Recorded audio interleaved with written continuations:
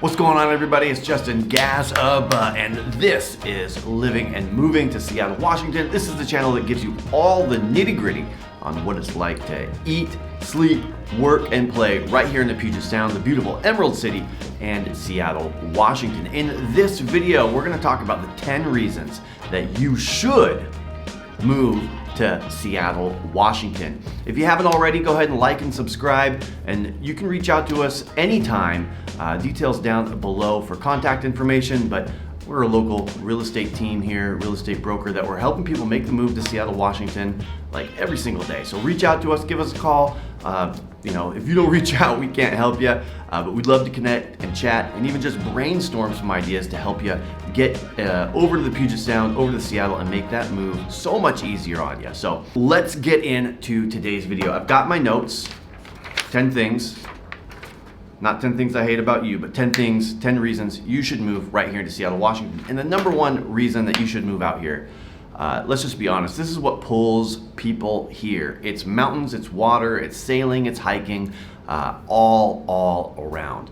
And so if you're considering making the move out here, we've heard from so many people, traveling nurses, people that come out on vacation, that they are just so surprised. You got the Olympic Mountains to the west, the Cascade Mountains to the east, and water everywhere in between. You've got Puget Sound, Elliott Bay, Lake Union, Lake Washington, Lake Sammamish, and then you've got the whole Issaquah Alps, the foothills on your way out I-90 into the Cascades. Just gorgeous, and it's temperate here, guys. So when we say it's a temperate climate, Seattle, this area is known as a rainforest. We're talking about typical temperature. Now, if you saw my winter video, we get maybe one or two of those a year where the snow comes in and the ice comes in, but it's only once or twice a year and it only lasts for about a week. But temperate means we are like 40 degrees on average for our lows and 70s for our high temperatures. Now, in the summer, yeah, we go above 70. We've had some 80, 90 degree days. We've had those beautiful days where, businesses shut down and everybody goes swimming. Not as so much so as like Juneau or Alaska, where like the sun is just an anomaly, and when it happens, the whole town shuts down. But you do get these hot days, and then we do get, snow every once in a while and that, but temperate, 40 to 70 degrees.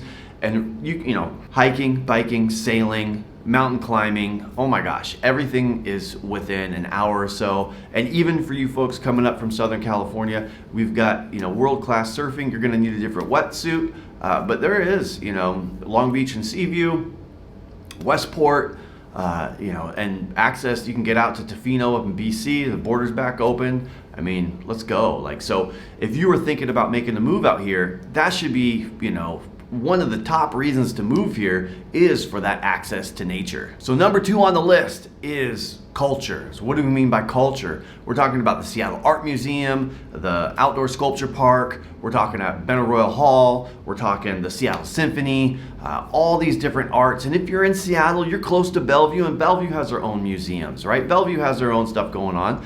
But it's so much easy access. And even if you're of the mind, we're like, hey, we want to go, they do free. You can get free. Go to the Seattle Art Museum for free. You can get tickets from the library, right? They have sometimes they have, like, I think it's first Thursdays or something like this. I'd have to look it up. I didn't look it up. I should have thought of that. But they do. They have these free, because we've gone out and gone to Vaughn's downtown, or a couple other bars downtown, grab happy hour, and then go to the Seattle Art Museum. Super fun. When you go see an opera or something, like, that could be a lot of fun to go experience that once or twice a year. Go do it. If it's your thing, it's always there, right? So we have tons and tons of stuff like that to do. I think it's the Burke Museum over by UW. We've got there's some great museums, and even the Chihuly Glass Museum. You can make your way down into Tacoma. It's not that far to get to Tacoma, and be able to see stuff like that. And so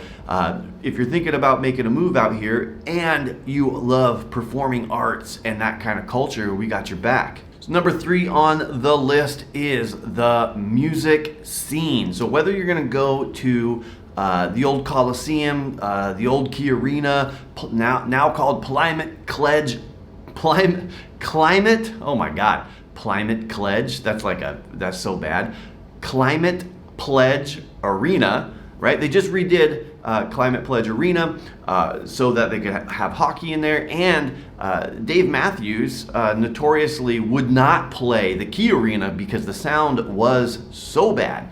Just played a show for the first time in like 20 years or something ridiculous back at Climate Pledge because the sound is so much better for performing artists. So Climate Pledge Arena for those things. Obviously, you've got all the little venues in Capitol Hill, Numos, it's not called Rock Candy anymore. What's it? El Corazon. Tons and tons of venues throughout downtown Seattle and Capitol Hill. Major acts come through, right? And then even again down south at Tacoma Dome, notorious for, I believe it was AC/DC playing a show in the 90s and shaking that building so hard there was tiles falling out of the ceiling. So there's a ton of music that comes through here, and Seattle is known for producing some serious music acts, right? Macklemore more recently, Jimi Hendrix, who was it? Heart way back, in the 70s. Who else came from? Sir Mix-a-Lot. Who else came from Seattle? Chase? Kurt Cobain. Oh yeah, Nirvana. Jesus Christ. Nirvana, Pearl Jam, Alice in Chains, Soundgarden, like all those guys, obviously. Anybody else we think of?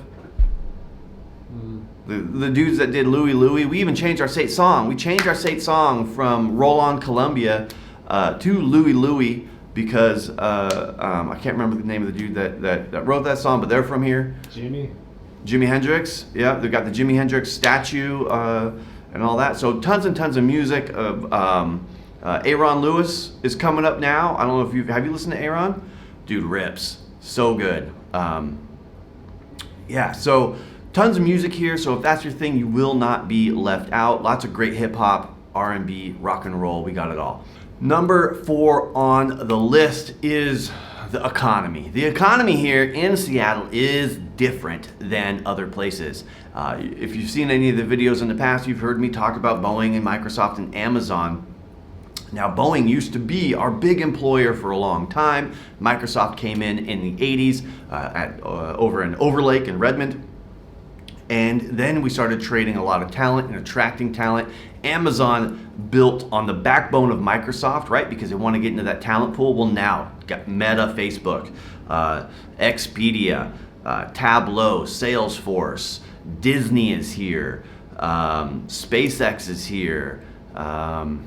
There's all these medical, we have tons and tons of medical labs as well, up in Bothell and downtown, Fred Hutch. So all that is to say that if you're working in the tech industry or biomedical industry, hospitals, we have a lot of different education, teaching hospitals and stuff like that. If you're working in those fields and those industries, you are able to piggyback off of the other businesses that are here. A lot of folks, they change, 2 or 3 years at one company, sometimes even just 8 months, and they get picked up for another role. So those opportunities are plentiful. Obviously, you want to get in, network and get after it. But that's one of the big draws to the area is you don't want to, it's like, you got a lot of tech bros or whatever. But like, look, if you climb mountains, if you want to get into sail racing, and you work at a tech company, like Seattle should be like number 1 on your list, right? So if you're not in those industries, we do have some manufacturing that's, small business manufacturing that is, tied to Boeing for the aerospace industry. Tons of aerospace out here. Even, some other manufacturing plants like King Electric and stuff that does electric components, thermostats, and heaters. There's just a lot of different opportunities out here if you know where to look. And so one of the things, we have that, you wouldn't call it a tertiary economy. What am I? But like service economy, bars and restaurants, obviously that are here. Not really the kind of thing that is, you're gonna make a living and live in Seattle proper kind of thing. But there are those jobs in restaurants and network and Starbucks and corporate Starbucks and a lot of positions that maybe you wouldn't have thought of, that you could take where you are now, those skills that where you are now, and get into some big industry and get into some big companies. I've had friends that have worked and have got in as project managers at companies because they have experience. Maybe they got a degree in literature, but they worked for a smaller company doing data input, but they were able to work their way up into a managerial role there, and then take those skills and get into an Amazon or a Microsoft as a project manager, because they could speak both engineer and end user, and they need people like that to marry the two together. Number 5 on the list is the Seattle food scene. Now, I've heard it both ways. Some people come out here and they're like, oh my gosh, the food is amazing, from Michelin star restaurants and food trucks. And I've heard from other people that it just doesn't live up. So I guess it really depends on your perspective. If you're used to, a Chinatown like down in San Francisco or in New York, it's not quite that. But if you're coming from Iowa or somewhere, you might find that, hey, gosh, the seafood, the Chinatown International District, the food truck scene, a lot of the bars and restaurants, especially the breweries. Let's just talk about the breweries here. So tons and tons of local breweries, especially in Ballard, and they have a rotating food truck scene. So you can hit up your favorite brewery, and every day of the week, chances are they're gonna have a different food truck for you to experience. And some of those food trucks have their own restaurants as well, and some of them are just straight food trucks. So if you like what you get there, you can only get it from the truck. So you gotta find out where that truck is going tonight and make sure you get out and find them. But then we have, like I said, we have Michelin star restaurants here. Some of the restaurants that have been around that have been staples in our areas. Canlis is a very cool old modern home that was converted into a restaurant. Overlooks Lake Union. Super cool, kind of over in Queen Anne. And then another staple is the Metropolitan Grill. You used to be able to go in there and see the Sonics and stuff. When the Sonics were here, that's where they would have dinner, pre-game or in that week. So there are some huge staple restaurants in the area, and there's a lot of little startups, a lot of little nooks and crannies. ST Hooligans in Ballard, Fremont, right there. Always, year after year, wins the award for the best fried chicken. They are a great little local spot, very hands-on, the restaurateur in there, making sure that place is just cozy with awesome food there. So a lot of great spots to check out if you're a foodie. Number 6 on the list, let's talk about higher education. So a lot of friends and past clients of mine have come into Seattle and got their bachelor's degree, and then have worked on to go get their MBA and that sort of thing. There's some online universities, obviously, but we've got the Foster School of Business at UW. We've got Seattle Pacific University, and I always screw up the Seattle University and Seattle Pacific University. Now, these places, like if you're still in college, working towards your degree, or you're doing a higher level of degree coming out from graduate school, these are huge draws to the area.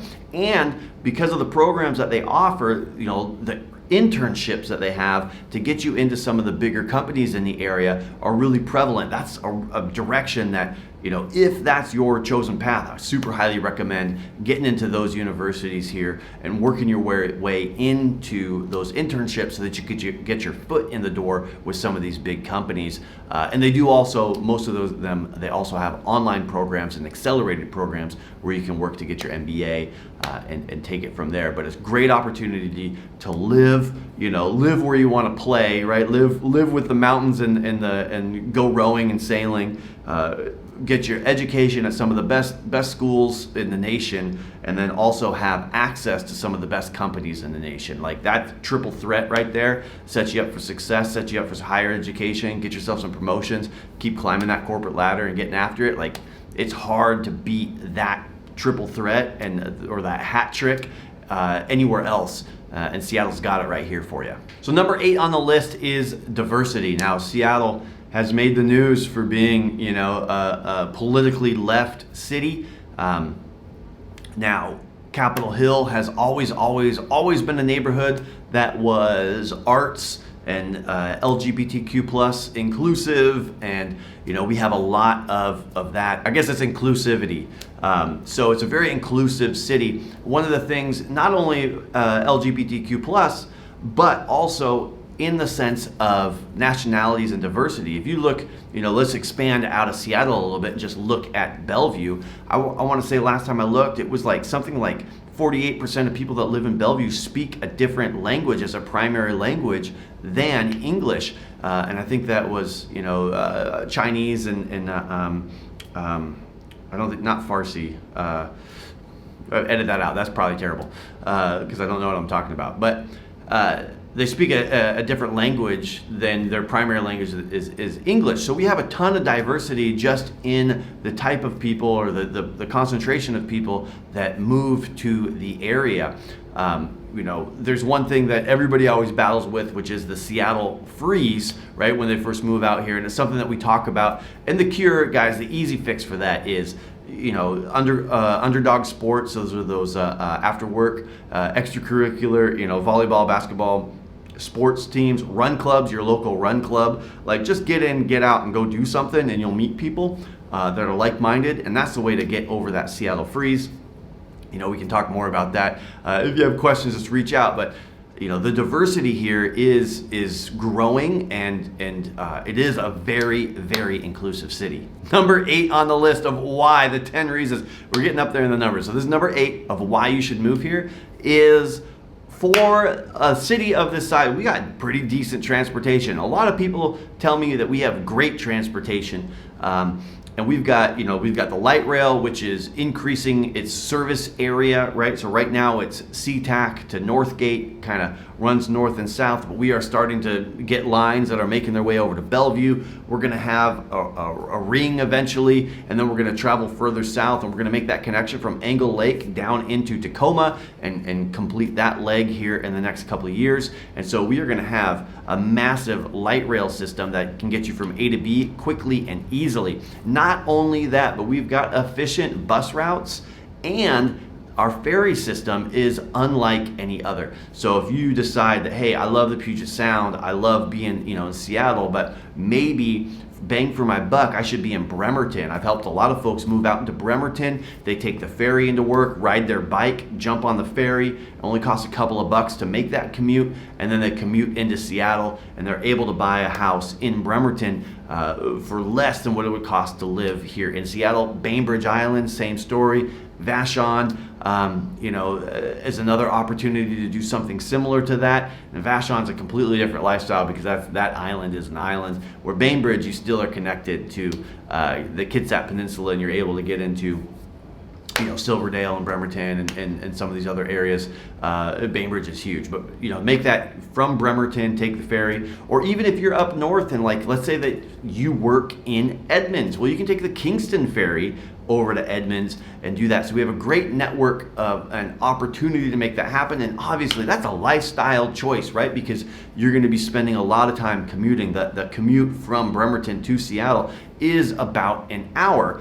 To take that ferry across, they say 45 minutes, but you got to load and unload, right? So same thing, if you were living down, south of Kent, further away, Des Moines, and you worked in downtown Seattle, that driving commute easily could be 45 minutes as well. So it is a lifestyle choice to decide what kind of life that you want to live here. Is Bremerton more your vibe? Is the cost of living there something that's attractive enough? And maybe you're like one of my clients who is working to buy a house every 2 years, and they have found that their money just goes further in Bremerton, so they're just buying in Bremerton. They commute to Seattle, make that Seattle money, and then in 2 years they buy their next one, and then they continue to do that. So it's something to think about if you want to build wealth through real estate. So all that said, right? Number 8, transportation, buses, trains, SeaTac, the gateway to the Pacific, right? So we got it all right here. Number 9 on the list is just community-based programs and social groups. We have a lot of different volunteer organizations. Most cities are going to have a Rotary or Kiwanis or the Elks Club. Like the Elks Club in Ballard, if you look at the numbers, they're continually one of the only Elks clubs that they're a social group, but they do a lot of community things that continue to grow, right? And so there's that. There's boys and girls clubs. There's you can get on. There's a neighborhood food banks and neighborhood community centers. So if you are community minded and you have a passion for that sort of thing, you can easily get in to some of these groups, network inside your neighborhood, and continue to do that good work that you've done in the past for your community here in Seattle. Number 10 on the list. Now, we've made it, you did it, you're here. Number 10 is the weather. Now, most of the time when people talk about the weather here in Seattle, it is a negative. But, I kind of mentioned it in the beginning. It's very temperate, 40 to 70. Like, it is, like, if you're coming from the middle, you're gonna be wearing shorts most of the time if you're coming from like Wisconsin or something where it's really cold all the time. Like, it's not too cold and it's not too hot. Now, is it wet? Yeah, it rains. But it doesn't rain as much as New York and some other places.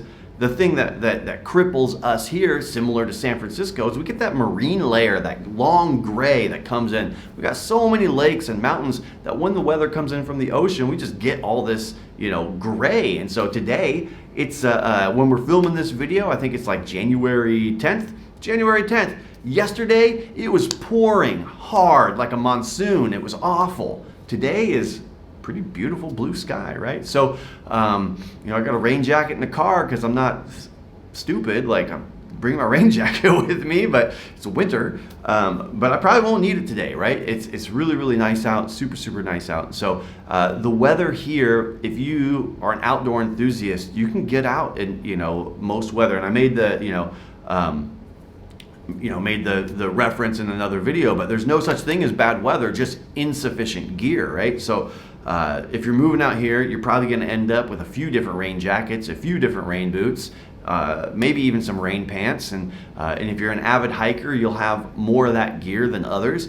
Seattle's one of those places where you'll be riding on the bus into work and you'll see somebody wearing a $300 Arc'teryx jacket that they're not going outside in that jacket, they're just commuting to work in it, right? So but that's a performance jacket, right? You could get stuck in a torrent and be fine. So realistically, like, I always think it's so funny because it's kind of like when you go surfing or whatever and you go, like, there's this propensity to talk trash about your home brake so that people don't show up, right? Like, oh no, my home brake's no good. Like, you wouldn't like it there. Don't go there, right? Trying to protect that. And I think Seattle does that with the rain. Like, we're trying to protect. A lot of folks are just trying to protect this pristine neighborhood, this pristine area, right, with the mountains and the sound and these great national parks, Olympic National Park, Mount Rainier National Park. And so we talk up the rain. Oh, it's terrible. Don't come here. But realistically, like, we have a lot of blue sky days in the winter. We have a lot of gray days too. So you just got to be prepared for that. And so those are the 10 things I think that make the most sense. Now, when we work with folks, we're always trying to key into, hey, what kind of lifestyle are you going to live? What gets you fired up? Like, are you, headed out to race cars specific, or are you going sailing? Like, is that your thing? Do you want to participate in duck dodge on Tuesdays in Lake Union? Are you, an avid hiker, or got to get your legs up and you got to have good access to mailbox and poo-poo point so that you can and Mount Si, so you can get some training in, so you can get after Mount Rainier when the time is right, or what are you going to be doing in your spare time? We have tons of dog parks and all this stuff. So we really want to know kind of what kind of lifestyle you're going to live so we can point you in the right direction. But the beautiful thing about Seattle and Puget Sound is you're really close to nature no matter where you end up. So if that's your thing,